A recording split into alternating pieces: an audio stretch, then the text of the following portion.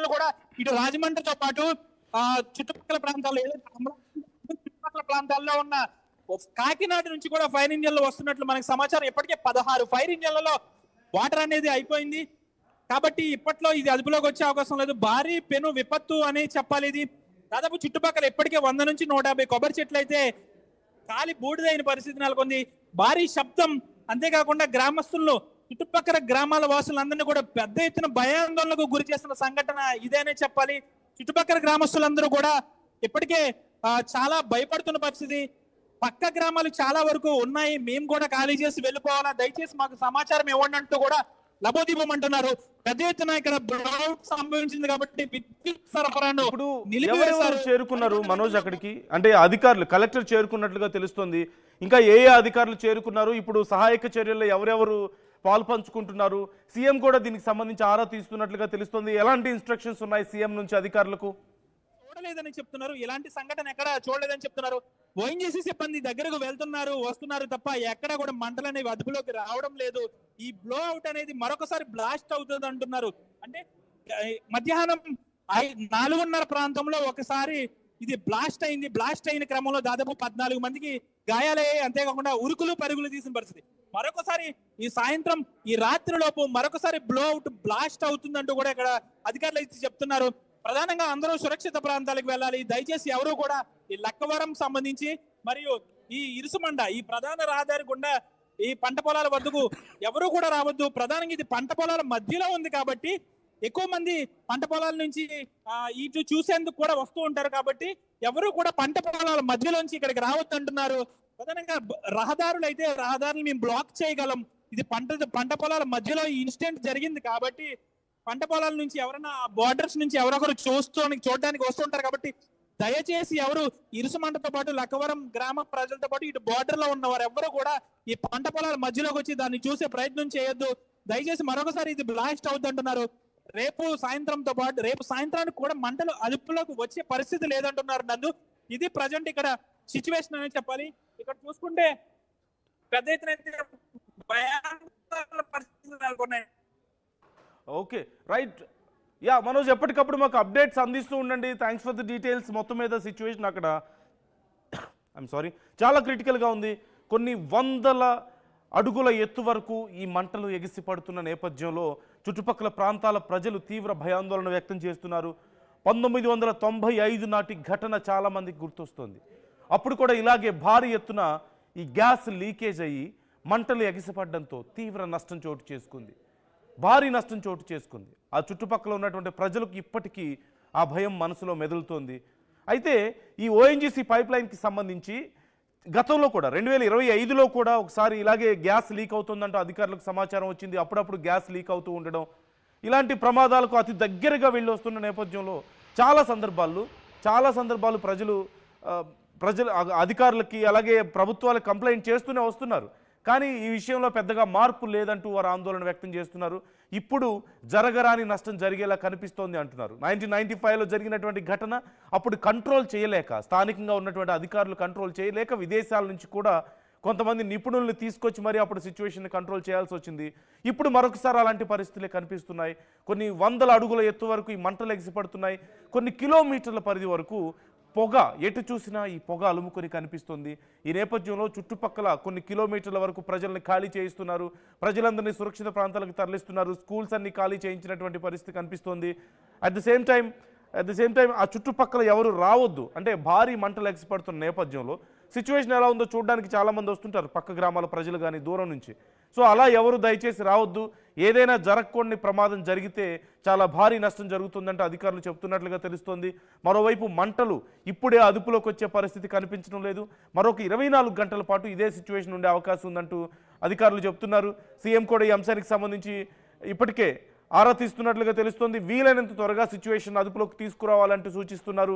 1995తో పోలిస్తే ఇప్పటికీ మనం టెక్నాలజికల్ అడ్వాన్స్గా ఉన్నాం కాబట్టి ఖచ్చితంగా ఈ సిచ్యువేషన్ కంట్రోల్ చేయగలుగుతామా, లేకపోతే మరొకసారి విదేశాల నుంచి నిపుణులను తెప్పించాల్సిన పరిస్థితి ఉందా?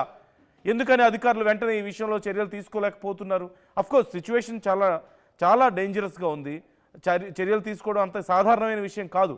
కానీ ఇప్పుడున్న పరిస్థితుల్లో గతంలో జరిగినటువంటి కొన్ని ఘటనలను దృష్టిలో పెట్టుకొని సిచ్యువేషన్ని కంట్రోల్ చేయగలిగే సామర్థ్యాన్ని వాళ్ళు సంపాదించుకోలేకపోయారా? ముందే రెడీగా ఉండలేకపోయారా? సో మీ అభిప్రాయాలు ఏంటి అంశానికి సంబంధించి? అక్కడ ఉన్నటువంటి సిచ్యువేషన్కి సంబంధించి ఎప్పటికప్పుడు ఆర్టీవీ మీకు అప్డేట్స్ అందిస్తూ ఉంటుంది.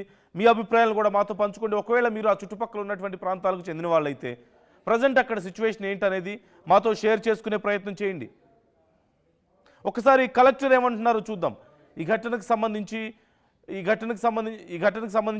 స్థానిక కలెక్టర్ ఏమంటున్నారో చూద్దాం. ఈరోజు మార్నింగ్ అరౌండ్ 11:30కి మనకి మోరీ దగ్గర ఉన్న ఒక వెల్లో already it's being in operation since 1993. So ఈ ఆపరేషన్ అయిన వెల్ ఓఎన్జీసీ వాళ్ళు ఫస్ట్ ఆపరేట్ చేశారు. దాన్ని 2024లో డీప్ ఇండస్ట్రీస్ ప్రైవేట్ లిమిటెడ్ అనే కంపెనీకి సబ్లీజ్ ఇచ్చారు. సో వాళ్ళు డ్రిల్లింగ్ యాక్టివిటీస్ అన్ని అయిపోయాయి.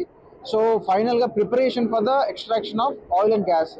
సో ఆ ప్రిపరేషన్ టైంలో టుడే మార్నింగ్ అట్ అరౌండ్ 11:30 వాళ్ళు ఒక 2500 మీటర్స్ డెప్త్లో ఒక లేయర్ని, సెడిమెంట్ లేయర్ని they have started to explore oil and natural gas.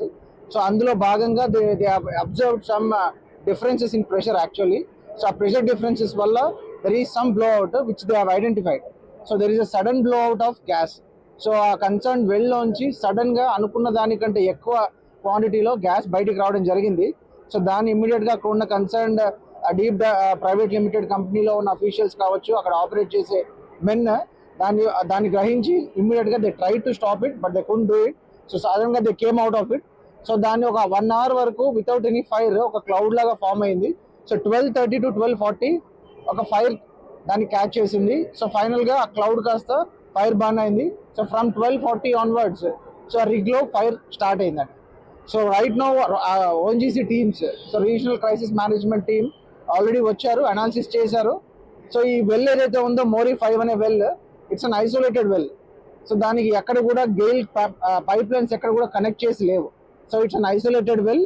అందులో ఎన్ని రిజర్వ్స్ ఉన్నాయి, oil and natural gas reserves ఎంత ఉన్నాయి అంటే అప్రాక్సిమేట్గా 20,000 క్యూబిక్ మీటర్స్ నుంచి 40,000 క్యూబిక్ మీటర్ వరకు అందాజా ఎంతైనా ఉండొచ్చు. సో అది ఎగ్జాక్ట్గా చెప్పలేమని చెప్తున్నారు.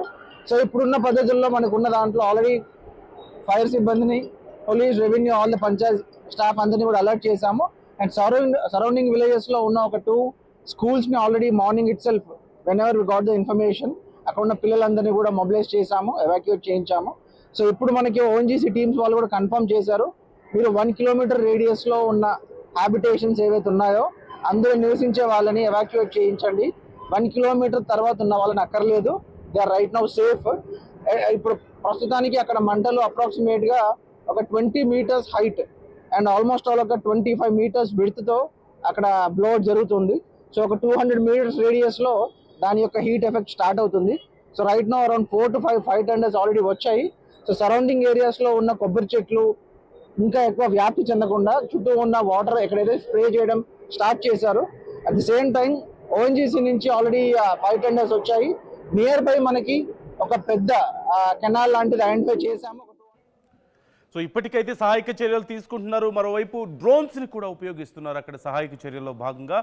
ఓవైపు మంటల్ని అదిగో మనం చూస్తున్నాం, ఓవైపు మంటల ఏ స్థాయిలో ఉన్నాయనేది అబ్జర్వ్ చేయడానికి, ఎంత మేరకు వ్యాపించాయి, పొగ ఎంత మేరకు వ్యాపించింది అనేది అబ్జర్వ్ చేయడానికి డ్రోన్స్ను ఉపయోగిస్తున్నారు. అట్ ది సేమ్ టైం ఆ చుట్టుపక్కల ప్రాంతాల్లో ప్రజలు ఇంకా ఎవరైనా ఉన్నారా అనేది గమనించడానికి కూడా డ్రోన్స్ని ఉపయోగిస్తున్నట్లుగా తెలుస్తోంది. ఒకసారి మీరు చూడొచ్చు స్క్రీన్లో డ్రోన్ ఆపరేట్ చేస్తున్నారు అధికారులు. పైన డ్రోన్ ద్వారా అదిగో అక్కడ స్క్రీన్లో కూడా మీకు కనిపిస్తుంది వాళ్ళ డ్రోన్ ఆపరేట్ చేస్తున్న అధికారి చేతిలో ఉన్నటువంటి స్క్రీన్లో కూడా మంటలు ఎలా ఎగిసిపడుతున్నాయో వాటిని ఎలా కంట్రోల్ చేయొచ్చు అనే దానికి సంబంధించి అబ్జర్వ్ చేస్తున్నట్లుగా మనకు కనిపిస్తోంది. ఆ చుట్టుపక్కల ప్రాంతాల ప్రజలు ఇంకా ఎవరెవరు అక్కడ ఉన్నారు, ఒకవేళ ఎవరైనా ఉన్నారా, ఆ చుట్టుపక్కల ఎవరైనా మంటలకు దగ్గరగా వస్తున్నారా, ఇలా అన్ని విషయాలను అధికారులు అబ్జర్వ్ చేస్తున్నట్లుగా మనకు కనిపిస్తుంది. వీలైనంత త్వరగా మేము సిచ్యువేషన్ని కంట్రోల్ చేస్తామంటూ అధికారులు చెప్తున్నారు. కానీ ఈ పరిస్థితి ఖచ్చితంగా చాలా రోజుల నుంచి ప్రజలు ఇలాంటి ఒక పరిస్థితి గురించే భయపడుతున్నారు. ఇలాంటి పరిస్థితి రాకూడదని చాలా సందర్భాల్లో అధికారులను అడిగారు. కానీ సిచ్యువేషన్ ఇప్పుడు చేయి దాటిపోయినటువంటి పరిస్థితి. మరి ఎప్పటిలోపు మంటలు అదుపులోకి వస్తాయో చెప్పడం కష్టంగా మారింది. ఒకసారి స్థానిక ఎమ్మెల్యే దీనికి సంబంధించి సీఎం రెస్పాండ్ అయ్యారు, కలెక్టర్ రెస్పాండ్ అయ్యారు, స్థానిక ఎమ్మెల్యే కూడా అక్కడికి వచ్చారు. ఒకసారి ఏమంటున్నారో చూద్దాం. ప్రస్తుతం ఇరుసు మండలో బ్లోఅవుట్ జరుగుతూ ఉంది. మంట చాలా గట్టిగా వస్తూ ఉంది. బాగా దూరాన్ని నుంచి కూడా మనం దాని వేడిని మనం చూస్తూ ఉన్నాం. టెక్నికాలిటీస్ అంతా ఇప్పుడు కలెక్టర్ గారు మాట్లాడారు. అయితే ఒక మాట ఈ విషయంలో నేను చెప్పదలుచుకున్నది ఏమిటంటే, ప్రజలు భయాందోళన పడొద్దు. First of all 1 kilometre radius వరకు దీని యొక్క వేడి కానీ దాని ఇంపాక్ట్ కానీ ఉంటుంది. ఇప్పుడున్న ప్రజెంట్ అసెస్మెంట్ వాళ్ళతో మాట్లాడిన మాటలకి అది మాట్లాడిన తర్వాత మీకు చెప్తా ఉన్నాను. వారు చెప్పిన మాటలను దృష్టిలో పెట్టుకుంటేటైతే 1 కిలోమీటర్ వరకు కాస్త జాగ్రత్తగా ఉండాలి. ఇది ఒక 24 అవర్స్ వరకు మనం జాగ్రత్త ఉండటం మంచిది. అది చూస్తూ ఉన్నారు. కాబట్టి ఈ కిలోమీటర్ రేడియస్లో ఉన్న వాళ్ళు ఒక 5-6 ఇళ్ళు ఉన్నాయి. ఖచ్చితంగా వారికి పునరావాసం మనం ఏర్పాటు చేసుకుంటున్నాం. మిగిలిన వాళ్ళు కూడా కాస్త అలర్ట్గా ఉండాలి. రెండవ విషయం ఏమిటంటే